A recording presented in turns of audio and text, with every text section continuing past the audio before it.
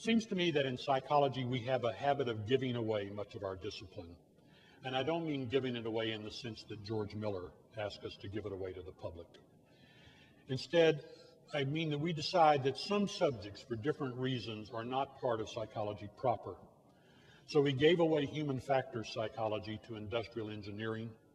We gave away consumer psychology to marketing departments. Management departments now threaten to take industrial organizational psychology from us. And the other area that we gave away almost a century ago was educational psychology. When colleges of education and normal schools reached out to psychology for courses that would aid in their teacher training and call for educational research, most psychology departments showed no interest. When they asked for help with children who were at the time labeled feeble-minded, almost no psychologist showed any interest. So colleges of education were forced to form their own psychology departments, and they did so, mostly labeled departments of educational psychology. There's one on my campus and on many other university campuses today, and there's typically a great divide between them and their faculties and students. I don't want to focus on that divide, but merely to point out why these other kinds of psychology departments coexist at so many universities today. Concluding, I want to end my remarks today by asking the question that G. Stanley Hall asked more than a century ago. It wasn't in this form, in essence, but in essence he asked, if psychology isn't the science of education, what discipline is? Choose any contemporary introductory psychology textbook and look at its table of contents. For my purposes today, I chose the textbook authored by David Myers. I understand that it's sold more copies than William James's Principles.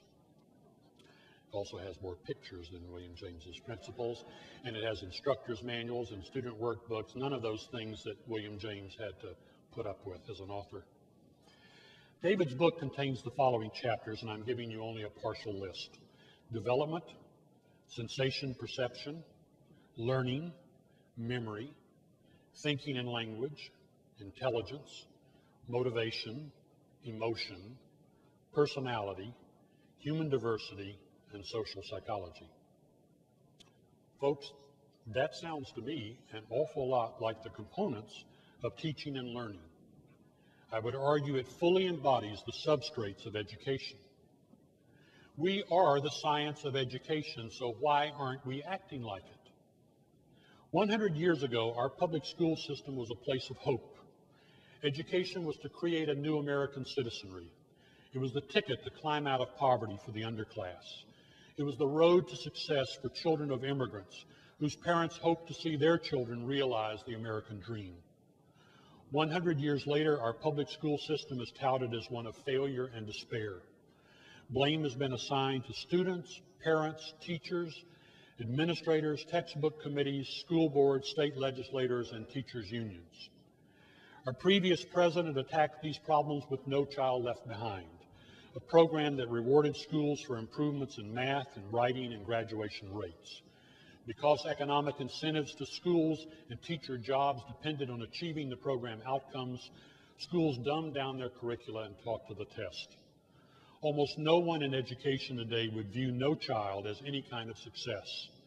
The new White House administration has largely dismantled the program as it tries to meet one of its campaign promises to fix America's schools.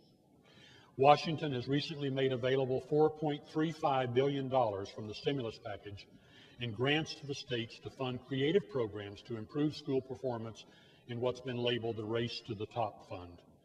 10 states chose not to apply for these funds, including my own. Education problems can't be solved easily. If they could, some bright person would have done it a long time ago. A number of well-intentioned people are devoting their time and money to the contemporary mess. Bill and Melinda Gates are pouring tens of millions of dollars into American education. One of their most recent efforts is a program to fund research to identify what makes teachers effective. Here's how Melinda Gates described this program in a Washington Post op-ed piece in March of this year. The Measures of Effective Teaching project will yield a wealth of information that educators desperately need.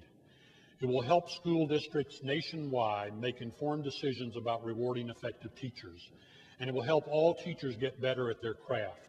If we can understand what makes a teacher great, precisely what they do that helps their students learn, then we can encourage average teachers to adopt these proven methods.